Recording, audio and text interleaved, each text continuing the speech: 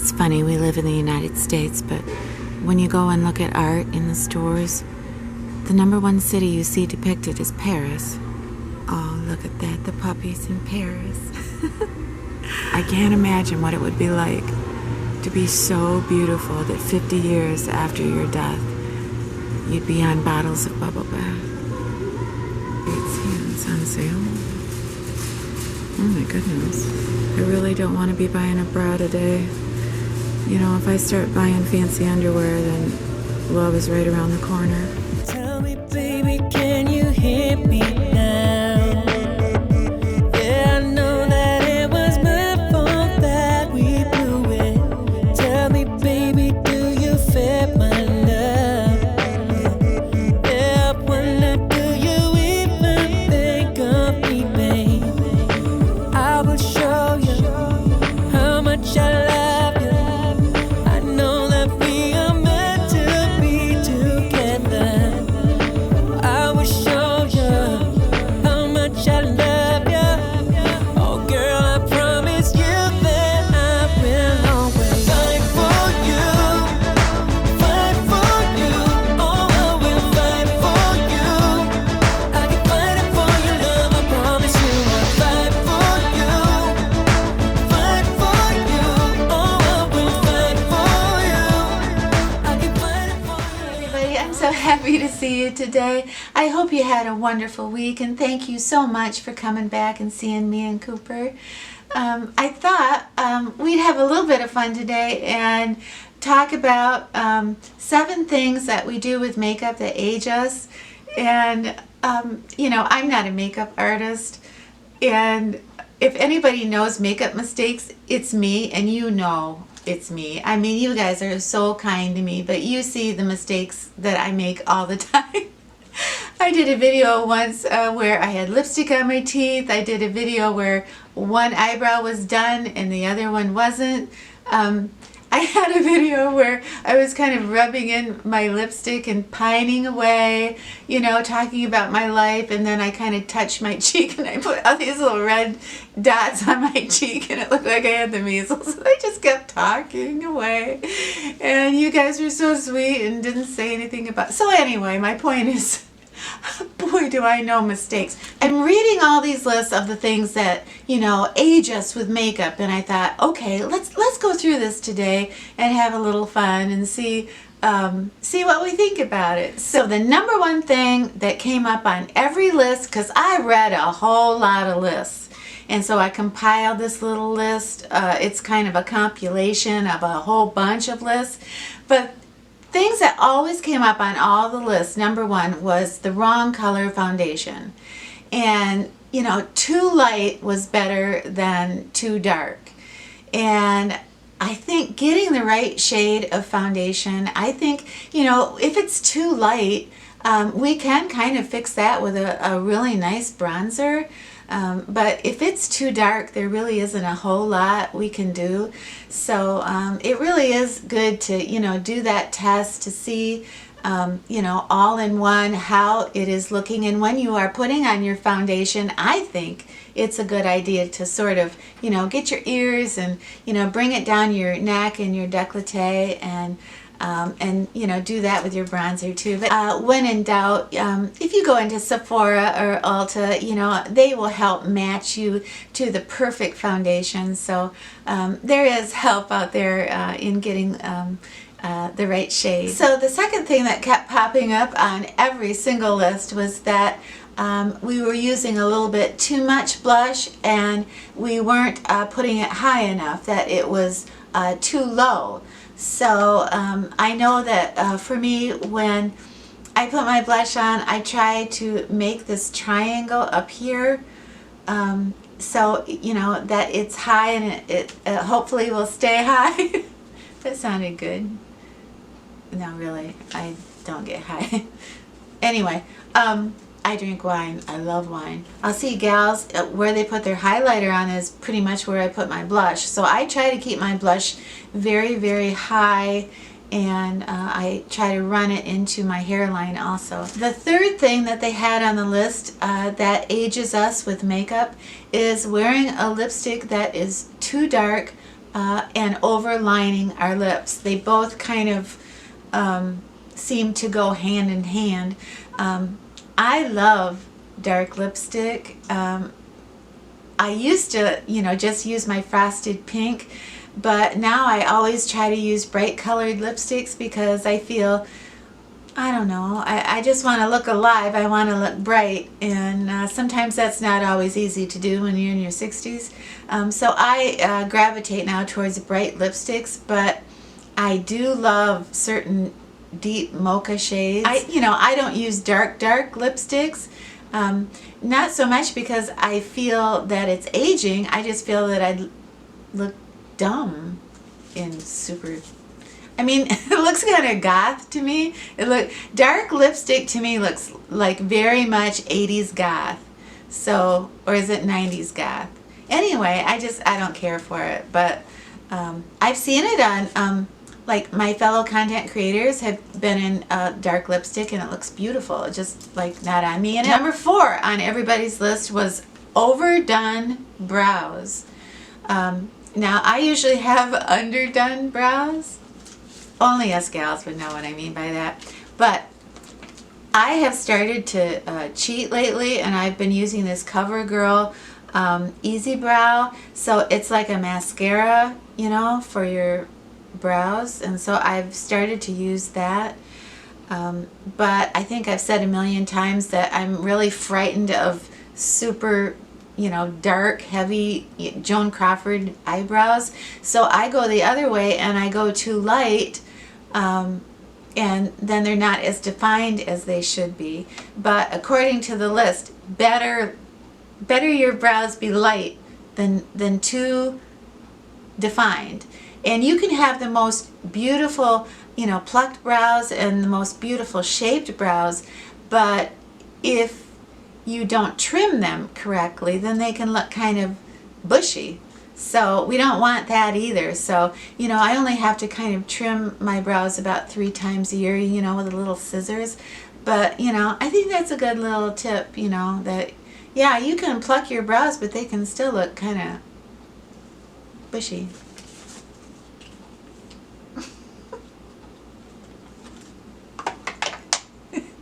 This is legacy stuff here I'm working on here.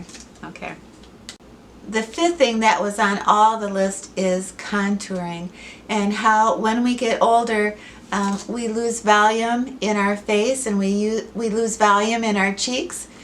And so therefore, some gals, go get, fillers to look more youthful and more plumped up. Not me, but, other ladies do. Millions of them.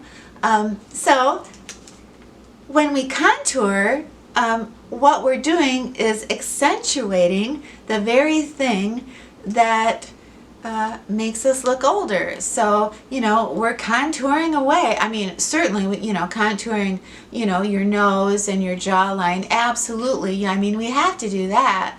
But the cheek contouring of how we're going out of our way to make ourselves look more gaunt. When you get in your 50s and 60s and 70s, yeah, you're going to want to leave that alone. So number 6 on the list was lining only underneath our eyes. No liner on top, just liner on the bottom. And I can honestly say that I don't think I have ever seen that.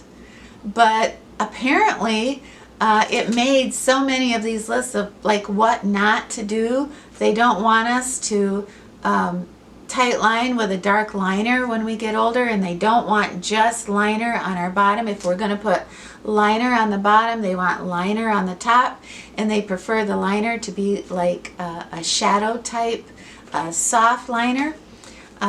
This is, liner is, I think liner, this is just my own opinion, but I think liner goes back to our heyday. Liner goes back, how we do our liner, I think goes back to when we felt the most beautiful. And for me, I felt like I was at the top of my game, in the late 80s. And I do my liner now exactly like how I did it in 1988. And I think to try to get me to change it, and I know some of my friends have. So the last thing they talked about was using too much powder. And that powder is a beautiful tool for us,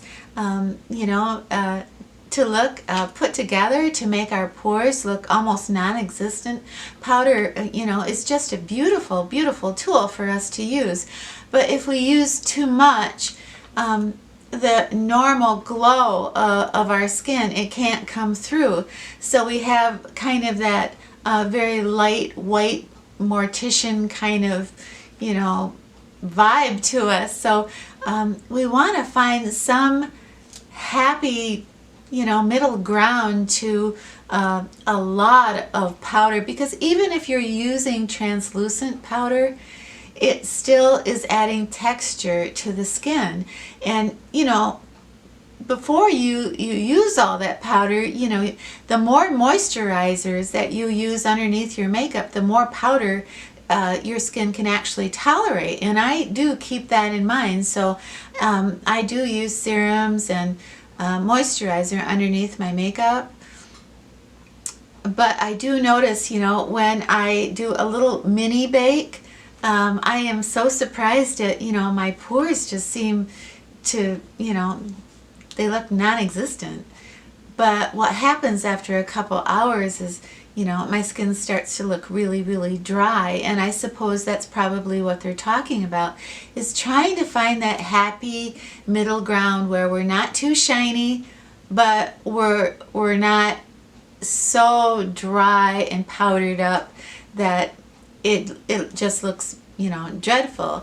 Yeah, I'm not sure what the rule of thumb is with powder, but probably less is more as you get older. In the end, whatever makes us feel pretty and makes us feel confident, we should do. If we love, winged eyeliner, if we love, a lot of glitter on our lids, why not,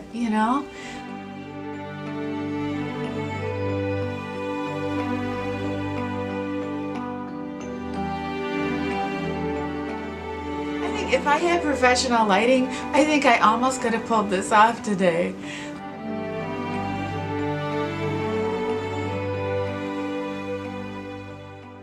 Thank you so much for going to the Burlington Coat Factory with me. I love it when you go shopping with me. I went there because I needed a black dress. I had this in my mind that I wanted, because I have to go to the museum for a function next week and I'm really nervous about it. And I wanted this like 1940s long silk black dress, but something that I could put, something that had pockets. I don't know, it was like a Katharine Hepburn kind of vibe, and I thought, I'll never find that. And I found it.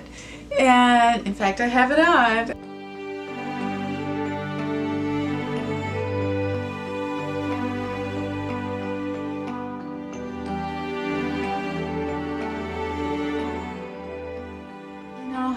It was so wonderful last week, reading your comments that you made about your memories of Mother's Day. It was so touching. I cried. I cried and I cried. It was beautiful. Thank you. Thank you for sharing all the details and the sacrifices that your mothers made and you have made for your children. It was, I don't know, you guys are the best. I got a letter, I got a beautiful letter from a woman who is married, and she said, don't ever forget that just because a woman is married, don't think that she doesn't get lonely. She said, I've been married for 40 years and I feel lonely every single day. It just made me think a lot about perhaps I have not really appreciated this time, these last 5 years that I have had. Maybe I haven't really fully appreciated the freedom and the luxury and the time that I have been afforded in to learning who I am and how I relate to the world. And it wasn't until I started to date Steve that I started to look at the last 5 years in a different way. And I've had ladies write me and they say, I love my husband so much. He's been a part of my life forever, and if anything happens to him, I don't know what's going to happen to me. And they tell me that's one of the reasons that they watch me, because I'm a woman alone, and I'm okay. And it's true. I am okay. When you think, oh my goodness, I'm just so fragile, and if circumstances change, I won't be able to handle it. I won't be able to adjust or make it. And none of that is true. You find resources within yourself you didn't even know you had, and you pull yourself up. Because you have to. You don't have a choice. It's funny, I've been on YouTube for over 2 years, and I've gone through so many changes and so many ups and downs, and I'm sure I always will. But I have to say, this is probably, this is my most solid time. This is my most confident. I feel patient. I feel patient. I feel like whatever the future holds, I can wait. There's a big world out there, and yeah, I want to check it out. And whether I do that alone or whether I do that with a partner, that's exciting.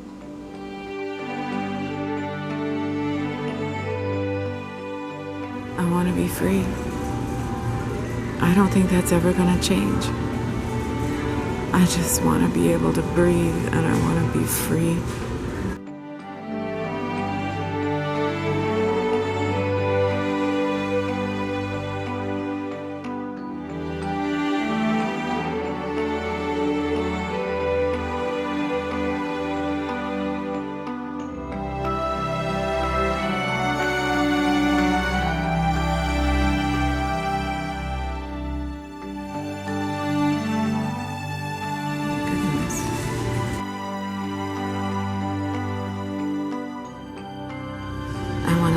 And I want to be loved.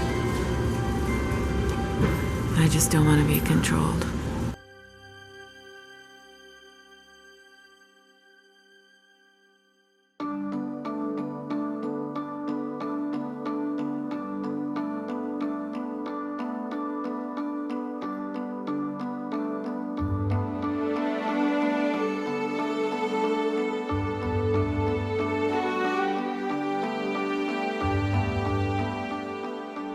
Bonjour, puppy. I know Cooper would love this.